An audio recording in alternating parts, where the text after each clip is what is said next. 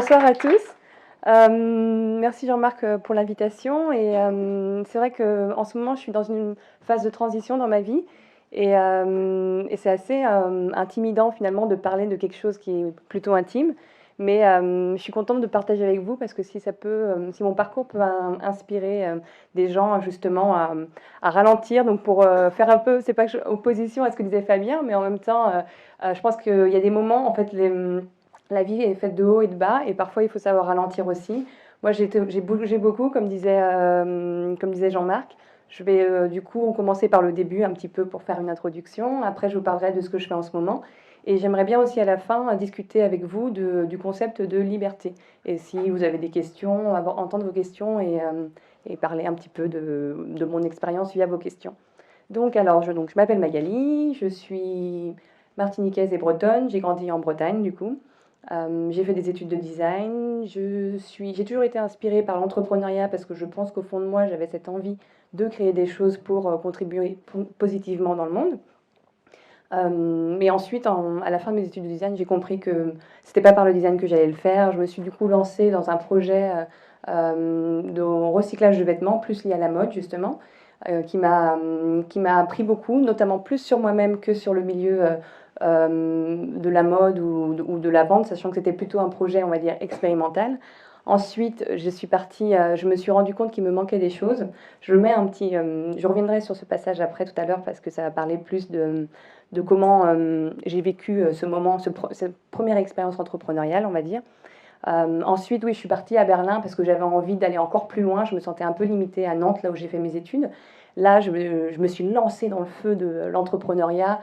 J'avais plein de centres d'intérêt et j'avais envie de contribuer. Donc, pas forcément être porteuse de projet, mais de contribuer aux porteurs de projets pour pouvoir participer à leurs projets de création.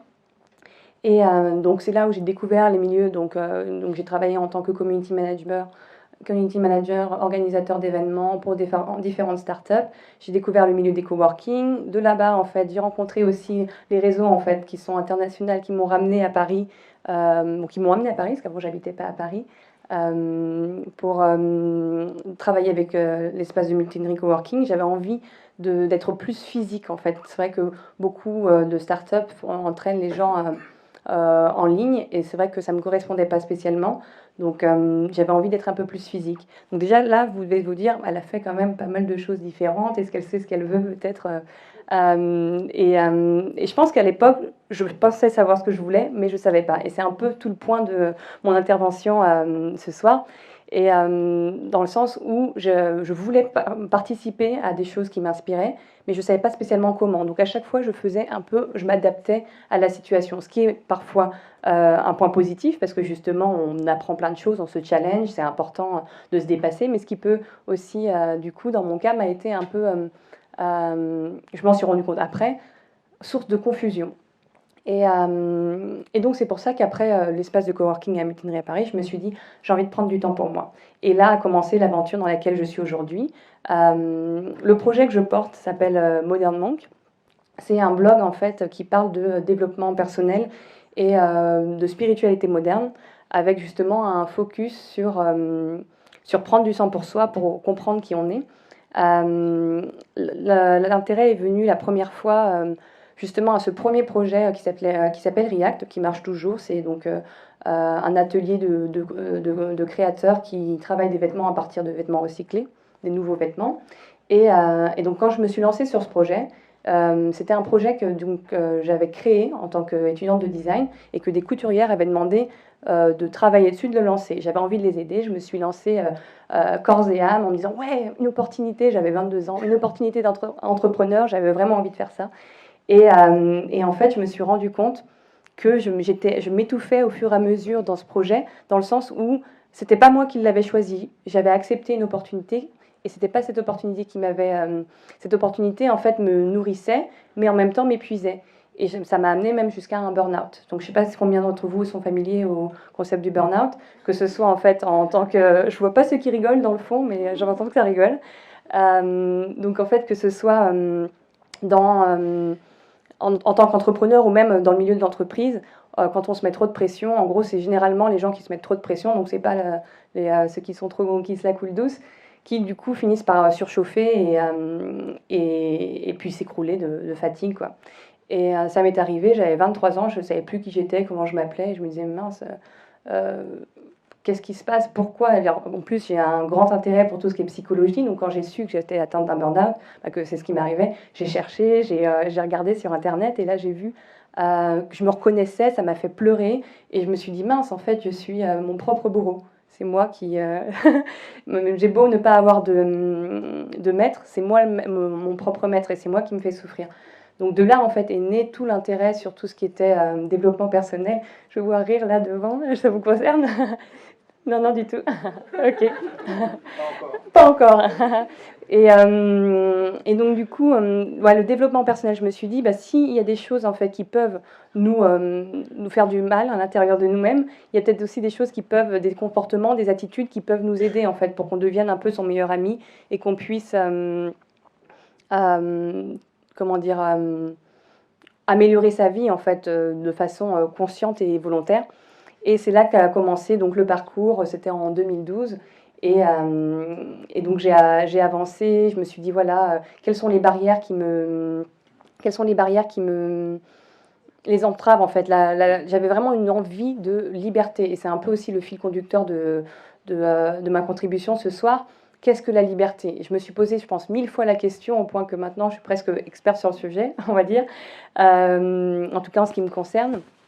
Et qu'est-ce que la liberté? Qu'est-ce qu'elle signifie pour moi? Donc j'avais besoin, je pense qu'en général, c'est vrai qu'on se dit qu'on ne peut pas faire des choses parce qu'on manque de temps, on manque d'argent, ou on est coincé dans des engagements qui ne nous correspondent plus. Et ça, ce sont comment dire, des entraves qui sont plus extérieures et souvent on se sent du coup impuissant par rapport à ces entraves-là, alors qu'en fait, tout le monde qui est autour de nous est surtout un reflet de l'énergie qu'on met en nous. Et quand on prend le temps justement de ralentir, de se poser des questions, on trouve un peu des solutions pour sortir de là. Et, euh, et donc c'est vrai que le chemin m'a amené à aller vers du yoga, par exemple. J'avais envie de prendre soin de mon corps, de me sentir bien dans mon corps, faire de la méditation. Moi qui le cerveau qui cogite tout le temps, ça m'a fait vachement bien aussi d'apprendre à méditer, même si je suis pas particulièrement assidue. Mais au moins j'apprends à découvrir une nouvelle facette de moi. L'année dernière, je suis partie au Portugal parce que j'avais envie de travailler freelance. Et c'est là, en fait, où j'ai eu, on va dire, le plus gros déclic, le dernier déclic en me concernant. Et je me suis dit, en fait, ce mode de travail que j'ai fait ne me correspond pas. J'ai envie de chercher autre chose, j'ai envie de creuser vraiment et de me mettre à 100% dans tout ce qui est éveil, éveil personnel, éveil à soi, se connaître à l'intérieur pour pouvoir en fait participer, contribuer au monde en venant avec une énergie positive, pas une énergie de peur, parce que c'est vrai que c'est souvent ce qui m'avait mené avant, où je voulais peut-être aussi prouver des choses, c'est prouver des choses à moi-même, prouver des choses aux gens, et je me rends compte aujourd'hui que c'est des mauvais moteurs, et pour avoir justement passé beaucoup de temps avec des entrepreneurs, que ce soit à Berlin, à Paris ou même à Porto, il y a beaucoup de porteurs de projets qui font des choses parce qu'ils ont envie de prouver quelque chose ou pour d'autres mauvaises raisons, si je peux les appeler mauvaises raisons, et ils finissent par s'épuiser. Et c'était mon cas. Et quand j'ai compris ça, je me suis dit, c'est là-dessus aussi que je vais travailler. Faire les choses à partir en fait, d'une bonne motivation. J'avais cette tendance un peu, je ne sais pas si vous êtes familier avec le concept de workaholisme. Donc en gros, c'est l'alcoolique du travail. C'était vraiment mon cas. J'avais besoin de travailler parce que c'était là que je tirais mon estime personnelle. Et en fait, au bout d'un moment, je me suis dit non, je pense que j'ai autre chose à apporter. Toutes mes autres qualités que j'ose à peine regarder parce que je pense qu'elle ne considère pas. Quand Jean-Marc fait une présentation aussi élogieuse, je me dis waouh, mais pourquoi, comment? Et en fait, on a tous en nous cette petite, comment dire, cette petite spécificité qui fait qu'on a de grandes choses à contribuer. Et c'est vrai que pouvoir les